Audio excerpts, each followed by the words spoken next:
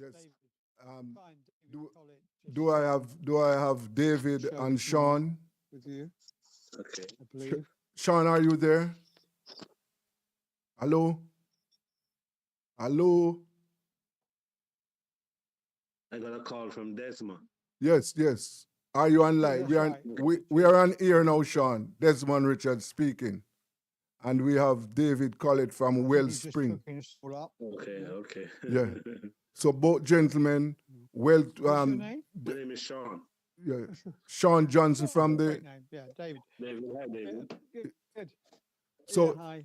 gentlemen, I came on a couple of weeks ago and they wanted me to come back on certain subjects. So Maybe you're a very interesting guest. yeah. So, maybe. Don't count on it. I'm pretty sure that's why they call you back. so you gentlemen are hearing me now? Hello? Yeah, we're ready as we can be. I think I am. Okay. And my colleague Sean.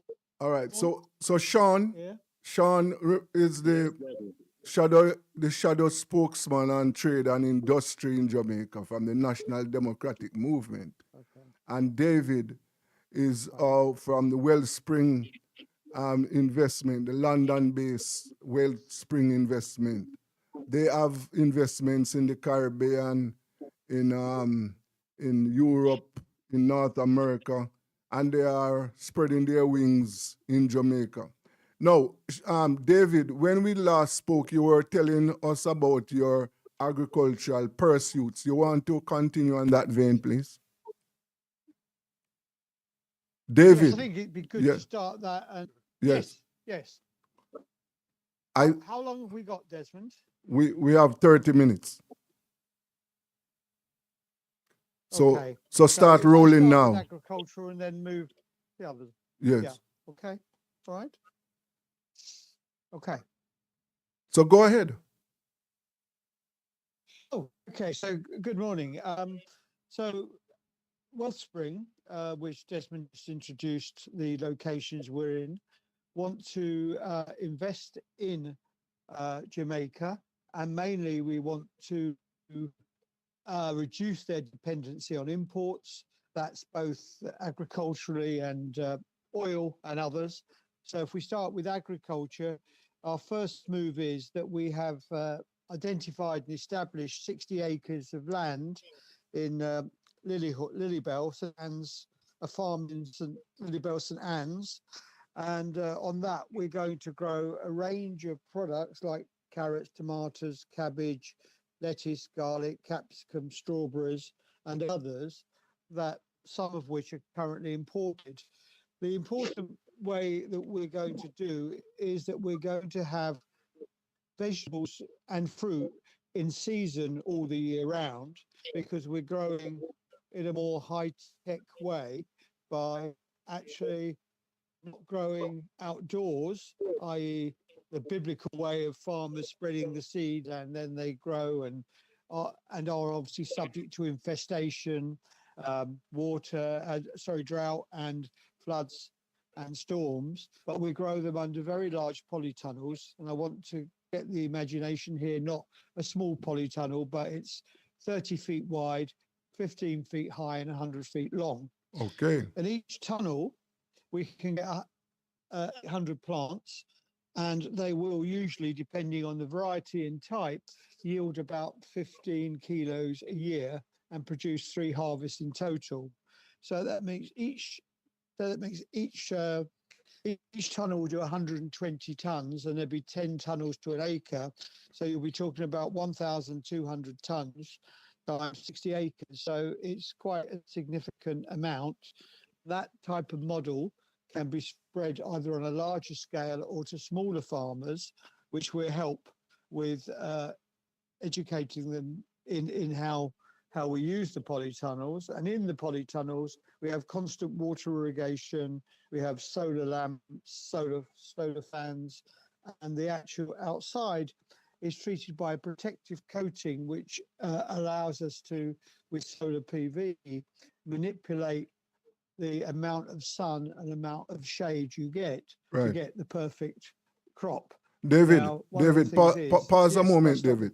pause a moment. I just want to, Eh? I just want for the benefit of our listeners and viewers, and this project will be in Liberty Valley in Saint Ann. That's where.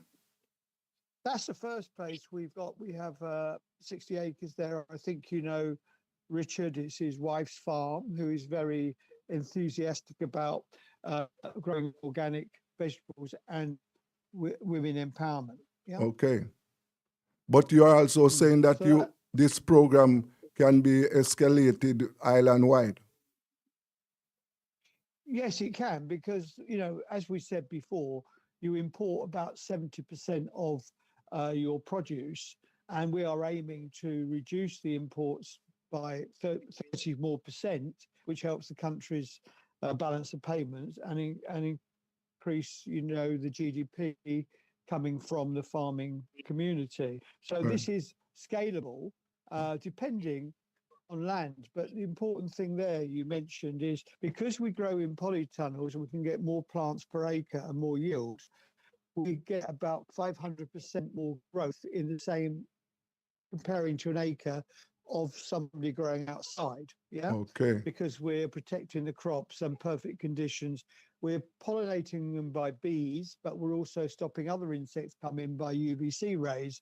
So we're protecting from the elements, and then we're amending the soil with our scientific officer who spent 15 years with Sutton Seeds. You may not know Sutton Seeds, but it's a 200-year-old brand. Uh-huh. And we are cross-fertilizing seeds, so you get the strongest seed for the island.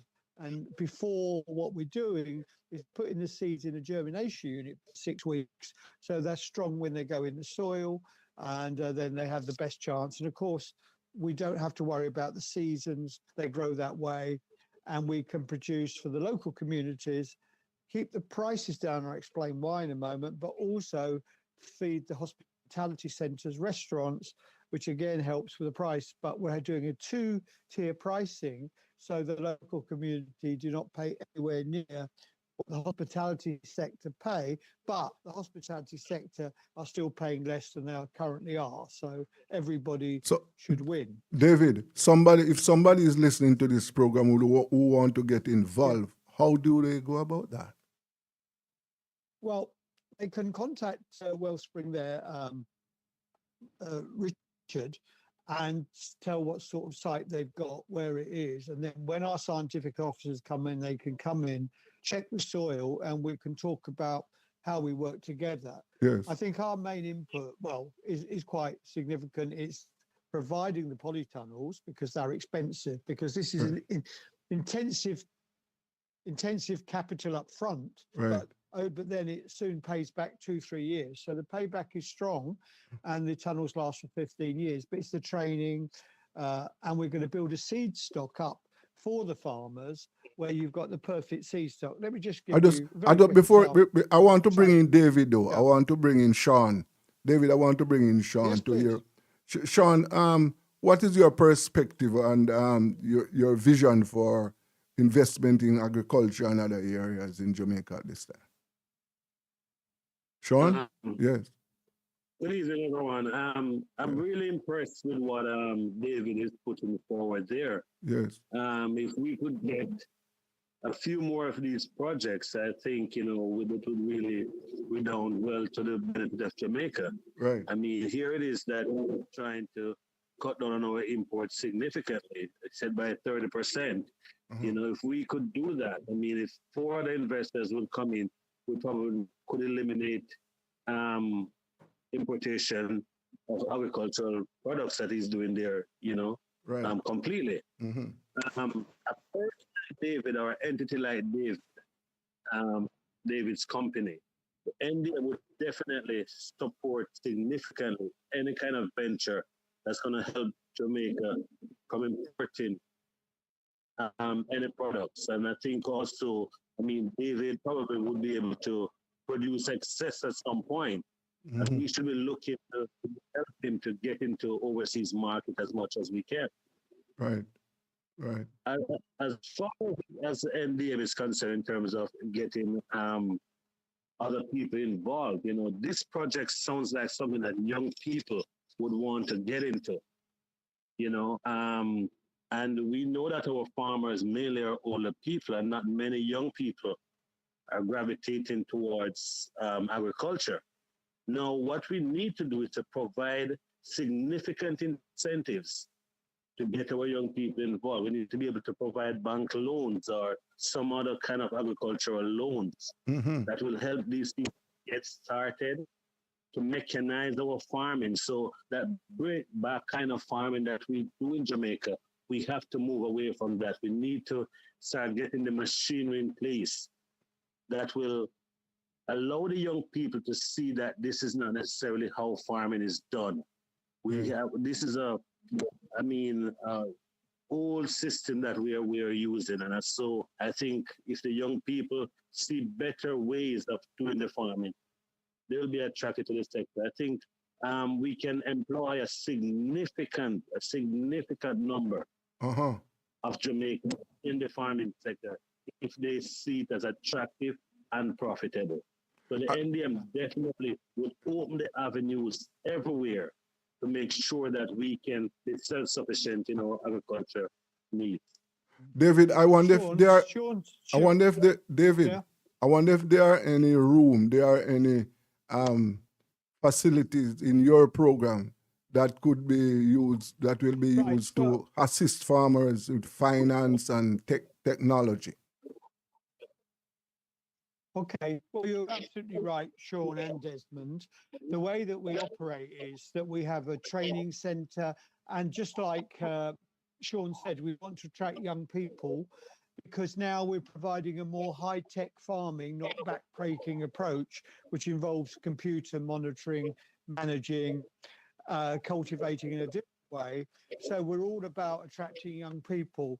I'm just going tomorrow morning. I'm in Seychelles now to Yes. the agricultural school, and we've got a plot next door of about 20 polytunnels, and we're going to have 40 of those students a year helping us, and we that hope to grow to 100. Um, I may have said this before, but Sean wasn't on. We're going to employ about 300 people to start, and the investment in 60 acres is 20 million, because unfortunately it's all up front. Once you've established that, it's not repeated. But that's what's stopping smallholding farmers to come into it. But we're going to help train them and do a profit share on their land. Uh-huh. So they have the land, and then we bring the equipment and work that way, because they can't afford to grow, but we can grow with them. And of course, to have the seed centre, we have an R&D. Our chief scientific officer will be there, but it'd be an educational process as well. So Sean's absolutely right. This attracts young people.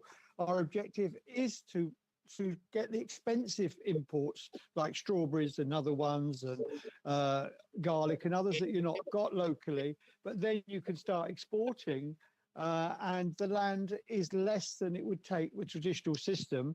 It's a fifth of the size of the land to produce exactly the same amount. So every acre produces 500% more. Uh-huh. So that is where we're at. That's where we're going. And talking about grants and loans, I was in Mauritius 2 days ago, and a lot of the banks there are very keen on sustainable agriculture. We're talking about sustainable agriculture, sustainable energy, sustainable housing. And there is a forward movement, and I hope that